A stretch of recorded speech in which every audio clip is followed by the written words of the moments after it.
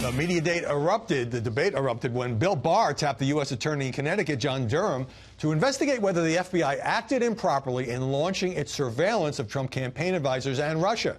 Reporters asked President Trump whether he was behind it. Did you direct your Attorney General to launch a probe into the Russia investigation? No, I didn't ask him. Did you know he was going to do it? I am so proud of our Attorney General that he is looking into it. I think it's great. I did not know about it, no.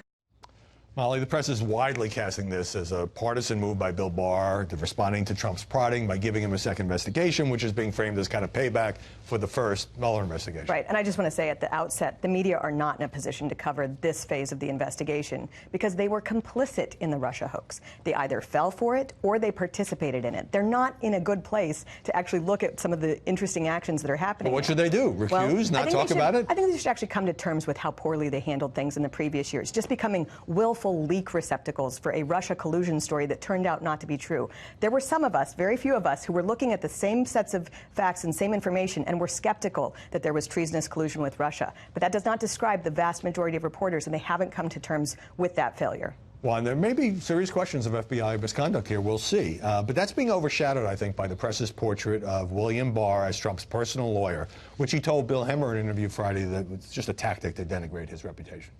Well, I think he's suffered. We have the latest Fox poll. People really have questions about his behavior here. Since you mentioned that, who do you trust more on Russia? Mueller, 40%, Barr, 22%. Also, right. Mueller, 45%, Trump, 27%. Right. And I think that there's an important point to be made here.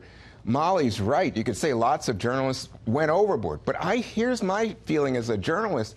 The idea that Russia interfered in our campaign, had more than 100 contacts with the Trump campaign, if I'm a journalist and I'm working the street, I'm working that story.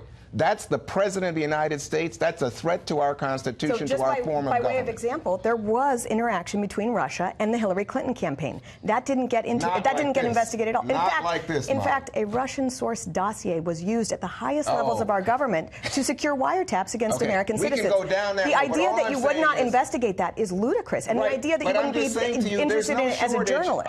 Of coverage of the Steele dossier, but that's not the issue. The issue is Russia threatening our election and our form of government. That's a big story. I want to get Beverly in here. Is there a parallel universe aspect to this? By which I mean, conservative commentators have denigrated the Mueller probe, and they have, which of course Trump calls a failed coup, and have just sort of hungered for this new investigation. And on the other hand, liberal commentators remain fixated on the Mueller probe, except they can't get Mueller to testify, and are dismissing this new probe as, just politics. Yeah, well, I think the American people are looking at all of this and trying to figure out what is what. This is the third investigation now that that's open to look into what's happened. I think what's funny about it all is this attack on William Barr.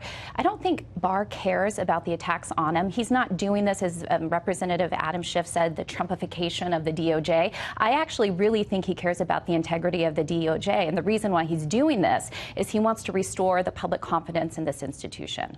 Presumably, spying or surveilling a political campaign should not be done routinely. We already know through some journalism, because of the New York Times reporting recently, that there were overseas intelligence assets run by domestic surveillance experts against the Trump campaign. The idea that you would just say, nothing to see here, we don't need to look into this, is absurd. Of course, Attorney General Barr needs to look into this, and that we all need to be satisfied that protocol was followed. Well, I know Chris Wray is the head of the FBI. He's a Trump nominee, and he says he knows of nothing of any kind of spying. James Baker, who was the lawyer, says nothing. You guys are going to have to take this outside, but I have one last question for Juan, which is, with the president again saying he's not going to comply with any of the House Democratic subpoenas, and they don't get a do-over, though Congress has its own responsibilities. For all the media spotlight on impeachment, even Jerry Nadler now seems to be falling into line behind Nancy Pelosi, is saying, well, we'll investigate but not impeach. So was the coverage of the impeachment chatter too much? Was it wishful thinking?